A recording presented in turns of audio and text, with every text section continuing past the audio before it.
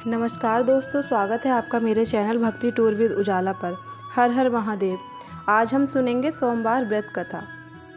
एक नगर में एक बहुत धनवान साहूकार रहता था, जिसके घर में धन की कोई कमी नहीं थी। परंतु उसको एक बहुत बड़ा दुख था कि उसका कोई पुत्र नहीं था, कोई संतान नहीं थी। वह इसी चिंता में दिन रात लगा रहता और पुत्र की कामना के लिए प्रत्येक सोमवार को शिव जी का व्रत और पूजन किया करता था तथा संध्या को शिव जी के मंदिर में जाकर शिव जी के सामने दीपक जलाया करता था।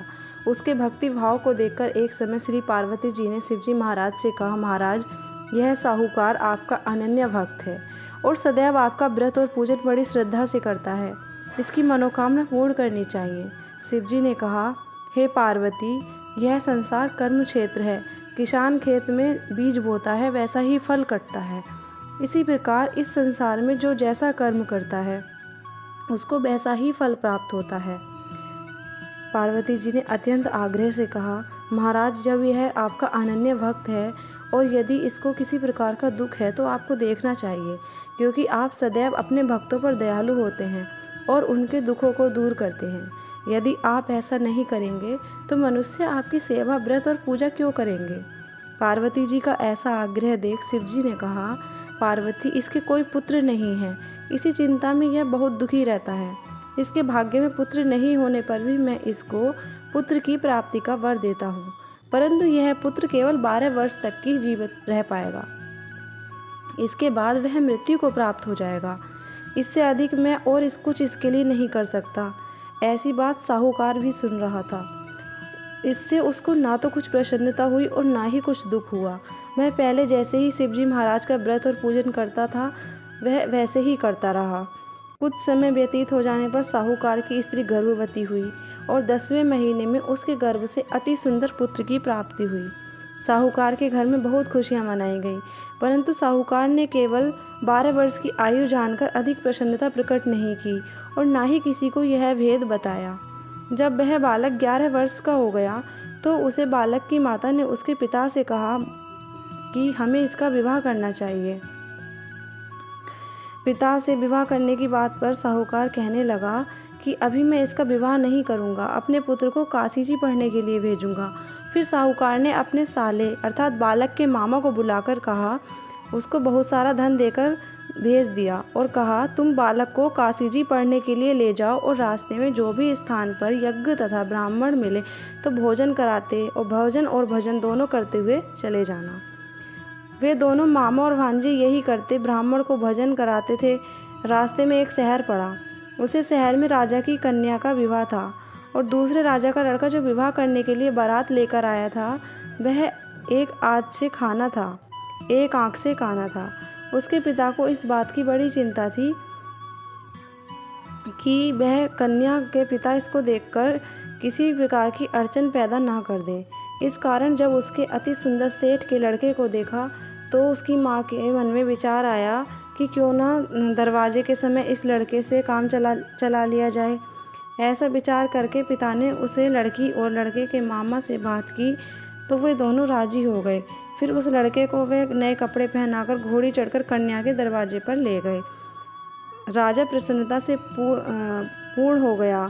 फिर वर के पिता ने सोचा कि यदि विवाह कर भी इस लड़के से कर लिया जाए तो क्या बुराई है। ऐसा विचार कर लड़के और उसके मामा से कहा, यदि आप फेरों का और कन्यादान का भी काम करा दें तो आपकी बड़ी कृपा होगी और मैं इसके बदले में आपको बहुत सारा धन दूंगा।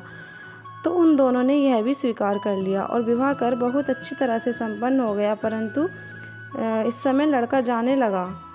उसने राजकुमारी की चुंदड़ी के पल्ले पर लिख दिया कि तेरा विवाह तो मेरे साथ हुआ है, परंतु जो राजकुमार के साथ तुमको भेजेंगे वह एक आँख से काना है और मैं काशी जी पढ़ने जा रहा हूँ। लड़के के जानने के पश्चात उसे राजकुमार ने अपनी चुंदड़ी के पल्ले पर ऐसा लिखा हुआ पाया और उसने राजकुमार के साथ जाने से मना कर दिया और कहा कि यह मेरा पति नहीं है, मेरा विवाह इसके साथ नहीं हुआ है। मेरा विवाह जिसके साथ हुआ है वह तो काशी जी पढ़ने गया है। राजकुमारी के माता पिता ने अपनी कन्या को विदा नहीं किया और बारात वापस चली गई। उधर सेठ का लड़का और उसका मामा काशी जी पहुंच गए। वहां जाकर उन्होंने यज्ञ करना और लड़के को पढ़ाना शुरू कर दिया। जब लड़के की आयु 12 साल की हो गई तो इस दिन उन्होंने यज्ञ रखा हुआ था कि लड़के ने अपने मामा से कहा, मामा जी, आज मेरी तबीयत कुछ ठीक नहीं है। मामा ने कहा, अंदर जाकर थोड़ा सो जाओ। लड़का अंदर जाकर सो गया और थोड़ी देर में उसके प्राण चले गए। जब उसके मामा ने आकर देखा तो वह मुर्दा पड़ा था, तो उसको बड़ा दुख हुआ और उसने मन में विचार किया कि यदि मैं अभी रोना पीटना मचा दूंगा तो यज्ञ का कार्य अधूरा रह जाएगा। अतः उसने जल्दी से यज्ञ का कार्य समाप्त कर ब्राह्मणों के जाने के बाद रोना पीटना आरंभ किया। संयोगवश इस समय पार्वती और शिवजी भी उधर से ही जा रहे थे। जब उन्होंने जोर जोर से रोने की आवाज़ सुनी तो पार्वती जी कहने लगी, महाराज कोई दुखिया रो रहा है, इसके कष्ट को दूर कीजिए। जब पार्वती ने पास जाकर देखा तो वहाँ एक लड़का मुर्दा पड़ा था। पार्वती जी कहने लगी, महाराज यह तो उसी सेठ का लड़का है जो आपके वरदान से हुआ था। शिवजी कहने लगे, पार्वती इसकी आयु इतनी ही थी, यह भोग चुका है। तब पार्वती जी ने कहा, महाराज इस बालक को और आयु नहीं दी तो उसके माता पिता तड़प तड़प कर मर जाएंगे। पार्वती जी के बार बार आग्रह करने पर शिवजी ने उसको जीवन दान दे दिया और शिवजी महाराज की कृपा से लड़का जीवित हो गया। शिवजी और पार्वती जी कैलाश पर्वत को चले गए। तब वह लड़का और मामा इस प्रकार यज्ञ करते हुए ब्राह्मणों को भोजन कराते हुए घर की ओर वापस चल पड़े। रास्ते में वापस उसी शहर में आए जहाँ उसका विवाह हुआ था। वहाँ आकर उन्होंने यज्ञ करना आरंभ किया तो उस लड़के के ससुर ने उसको पहचान लिया और महल में ले जाकर उसकी बहुत खातिरदारी की। साथ ही में बहुत सारे दास दासियां सहित अपनी लड़की और जमाई को विदा किया। वह अपने शहर के निकट आए तो मामा ने कहा कि मैं पहले तुम्हारे घर जाकर सबको खबर दे देता हूँ। जब लड़के का मामा घर पहुँचा तो देखा कि लड़के के माता पिता घर की छत पर बैठे हैं और यह प्रण कर रहे हैं कि यदि हमारा पुत्र सकुशल लौट आए तो हम राजी राजी खुशी नीचे आ जाएंगे, नहीं तो छत से गिरकर अपने प्राण त्याग देंगे। इतने में उसे लड़के के मामा ने आकर यह समाचार दिया कि आपका पुत्र आ गया है, तो उनको विश्वास ही नहीं आया। जब उसके मामा ने शपथ पूर्वक कहा कि आपका पुत्र अपनी पत्नी और बहुत सारा धन के साथ लेकर आया है, तो सेठ जी आनंद के साथ उसका स्वागत किया और बड़ी प्रसन्नता के साथ रहने लगे। इसी प्रकार से जो कोई भी सोमवार के व्रत करता है अथवा इस कथा को पढ़ता या सुनता है, उसकी समस्त मनोकामनाएं पूर्ण होती हैं। इस प्रकार सोमवार व्रत की कथा समाप्त हुई। हर हर महादेव। यह वीडियो आपको कैसी लगी कमेंट में ज़रूर बताना। वीडियो पसंद आई हो तो लाइक करना, शेयर करना, हमारे चैनल को सब्सक्राइब करना।